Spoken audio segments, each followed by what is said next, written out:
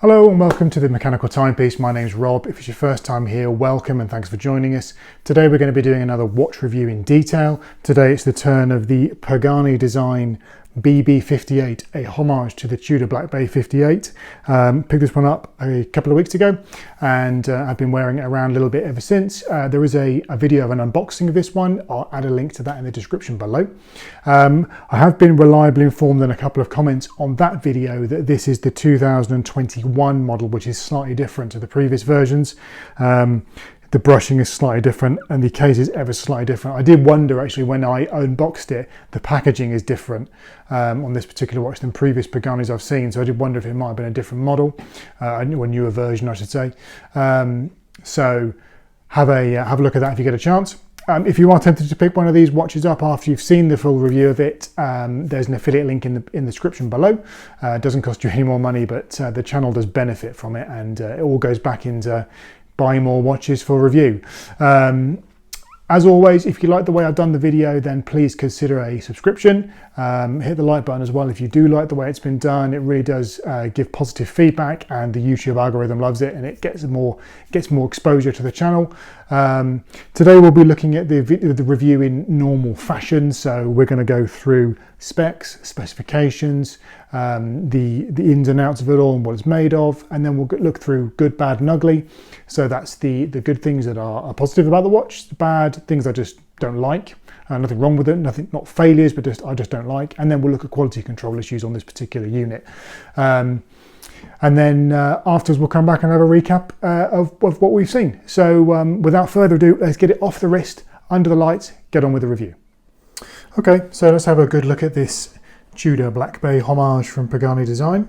So the model number for this particular watch is the PD-1671 and the dimensions are as follows. We have a diameter of 41.76 millimeters with the crown extends out to 45.76 millimeters. We have a lug to lug of 50.22.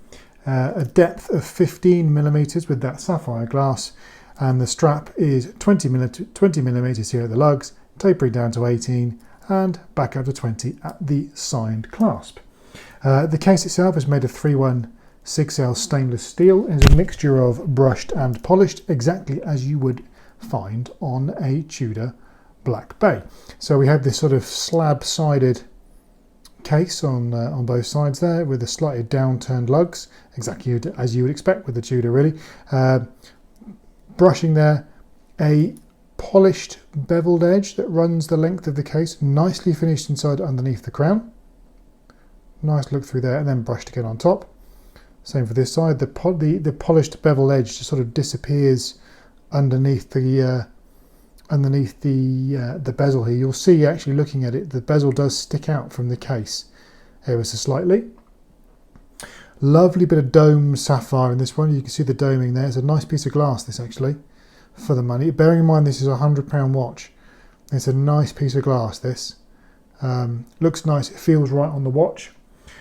We have a 120 click unidirectional bezel with an anodized aluminium insert. So if I can get a quick audio of that one. Quite a high pitch click, not a huge amount of resistance in it. I would have liked it to be a little bit more resistant in the clicks. And then, as I said, sapphire on the front, display case back, showing off the rather uninteresting NH35A.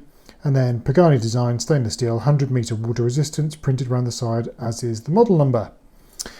The crown is a signed crown with this little red extender here. I don't really know why they've done that. I mean, I know it's a homage to a Tudor, but it does make the crown stick out rather a long way, in my opinion. I'm not sure if I particularly agree with that design choice, but there you are. Okay, so we'll have a quick look at the dial.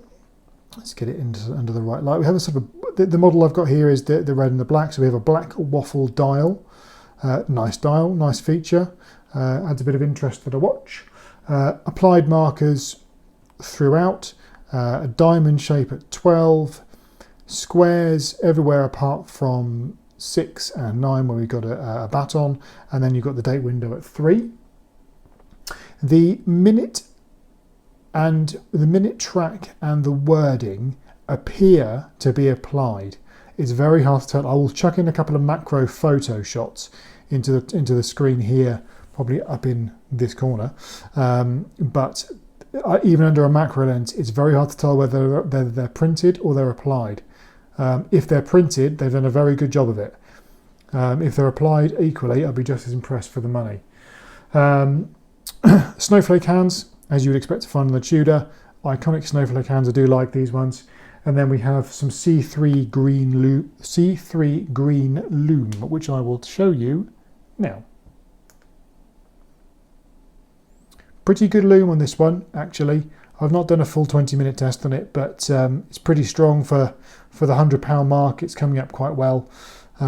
Looks like it would probably fare reasonably well over a time period. So that's that. Inside the watch, beating away happily in the back of this one is an NH35A, as I've mentioned. Not decorated, not done anything with, just a standard NH35A with the date, hacking handwriting, 3 Hz, so running at 21,600 beats per hour. All good, good movement, nice and cheap. Helps keep the price down. So let's move on and have a look at this strap. Now this strap is going to be one of the interesting features for this particular watch. This is the 2021 version. I've not seen the 2020 version, but I have heard that it's different. So let's have a look at this particular strap. So as I've mentioned, 20mm, 18mm, 20mm. We have a riveted style bracelet, as you would find on the Tudor. Now this is a 5-link bracelet. Those little rivet ends there, you can just see the ends.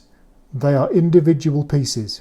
So you have a tiny little flat piece at either end, and then the 3 links in the middle. It makes it a 5-link bracelet, all solid, solid end links, etc. Screw pins, as you would expect to find on these kind of watches nowadays. They all seem to come with screw pins.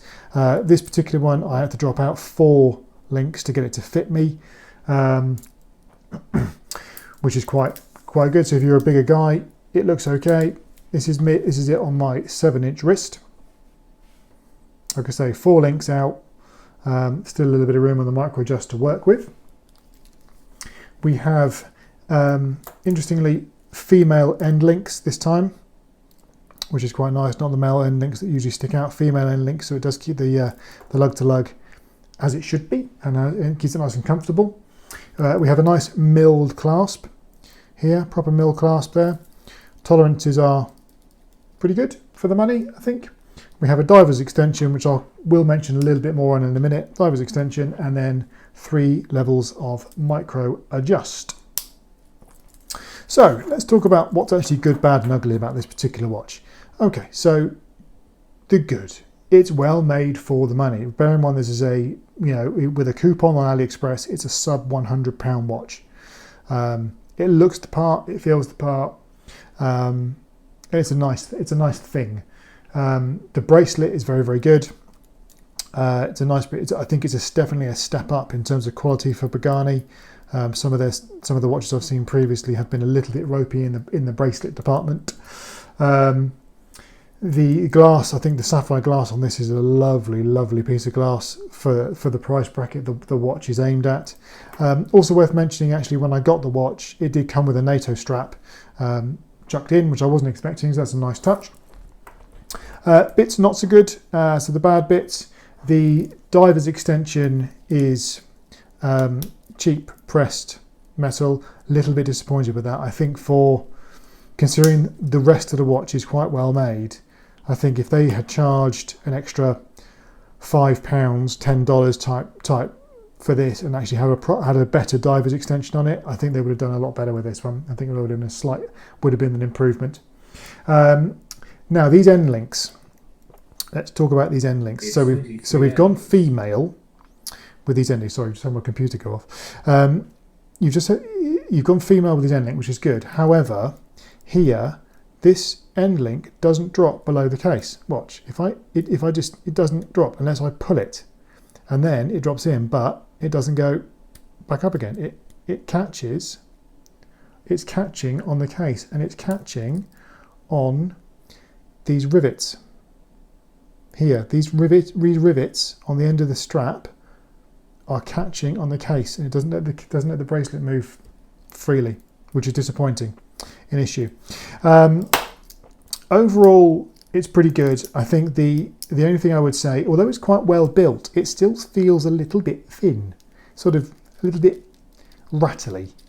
Can't quite put my finger on why, because everything is solid, but just, I don't know whether the screws or the tolerances are a little bit not so good, or they could have done a bit better with it. I'm not sure, but it just feels a little bit rattly for me. In terms of things that are not so good about, so ugly stuff, so quality control issues, not bad actually on this one. A couple of bits to call out. The bezel, whilst it does line up, is a little bit of movement in it, there's a bit of play in the movement in it. So that's one thing, and there are a few little bits of overbrushing here and there. There's one down by the diver's extension. If I just pull that one out, you can see they've caught the end of the link there. So it's a little bit of brushing here and there, but you know, as has been mentioned on a number of other videos, your money's spread very thinly on these Paganis. So I think you can probably forgive them the odd faux pas and, you know, here and there. I don't think it's noticeable, to be honest with you. I think overall it's a very, very nice piece. So I hope you enjoyed this particular review. It's been quite interesting doing this one for the 2021 review. I had a couple of other comments and videos to say that not many people have seen these ones in videos, so hopefully you've enjoyed this. And there you are. So there you have it. Another review of the Pagani Design Black Bay 58 Tudor Homage. This one looked great on paper. I have to say, when I got it, it was a bit disappointing. You've heard this in the review, a few sharp edges, etc. So a little bit disappointed with this one, but my own opinion, it's just honest, and it's just what I see. So hope you enjoyed the video. Again, if you do like the way it's been done, consider a subscription, and we'll see you again very soon.